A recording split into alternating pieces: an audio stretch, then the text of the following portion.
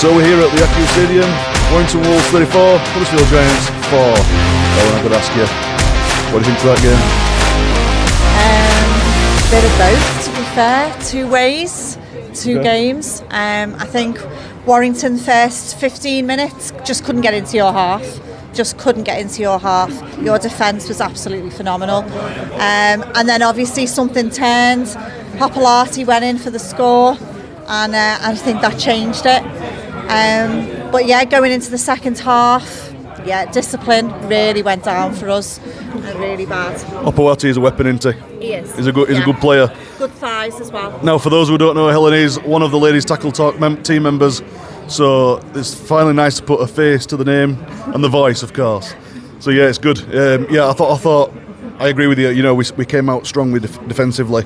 You know, it looked like we were gonna, at least give you a game.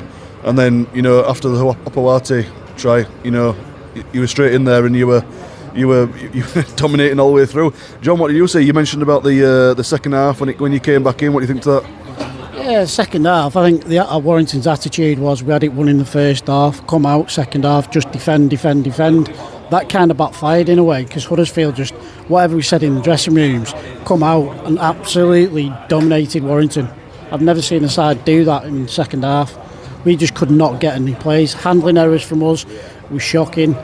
But yeah, Huddersfield, wow. It was just a bit too little, too late, wasn't it? Really, but yeah, it was encouraging to see that at least we could, put up a fight at least, up against a very top side, which you guys are. Now, Craig's obviously come as a Wigan fan. We all know Craig. Craig, what do you think as a neutral? How do you think of that game?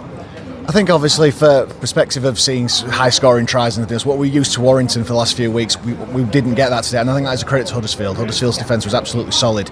It's just a shame that Huddersfield couldn't have got on the scoreboard earlier when they had all the possession and the territory, because I think that could have proper flipped the game in the first half. But so much credit to Huddersfield's defence for such long periods of that game. It was just unfortunate that 30-minute period in the first half where Warrington managed to get that foothold in the game and took it a bit too far. I think Huddersfield as well in the second half, very unlucky with two of the tries being chalked off. Very unlucky. In the stadium left a few of us scratching their heads. I know people at home obviously said they got more of an atmosphere, they got probably a better view than we did, but from watching it I just thought Huddersfield very, very unlucky in that second half. Tries, it could have been a bit more of a game, or maybe made Warrington sweat a little bit more. But again, for me, Huddersfield, they've got the materials there. They just need some instructions to put them together. It looked like, the structure was out there, wasn't it? And that was the big difference between Warrington and Huddersfield here. You guys literally just had, you knew exactly what you were doing. The game plan was executed perfectly. Ellen, you needed that win today, not because of the win, but to cement yourself up in that top four. And you've definitely done that. I think it's quite incredible just how good you're playing this year over the previous years. What do you think it is that's made the difference? I think we've just gelled as a team more than anything this season, and I think Steve Mack has got a lot to do with it. That dressing room has totally changed. The gelling of the team, the playmaking, everything about the team has just changed this season. So I think, credit to Warrington, they're really putting it out there this year, so yeah. They are, and of course, obviously Steve Mack going to Hull. John, do you think that's going to have a massive impact? Because clearly the news that's been broken, it's not made much of a difference on the field, has it? No. Not really, no. I was devastated when that news came out that he was off to Hull, because I personally thought, he's the next coach for us. But I wish him well on his next chapter. But next season, that's next season. But this year, we've got a cup semi-final next week.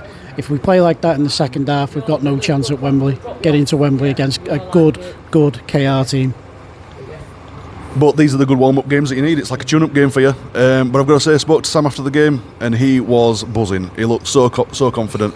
So going into next week, you've got something going there, guys. It was great to have you with us. Obviously, we don't want to wrap it up now. It's getting late. It was like a 3-hour game, wasn't it? But we really enjoyed it. Thank you for your company, and we'll see you on the road. All right, see you.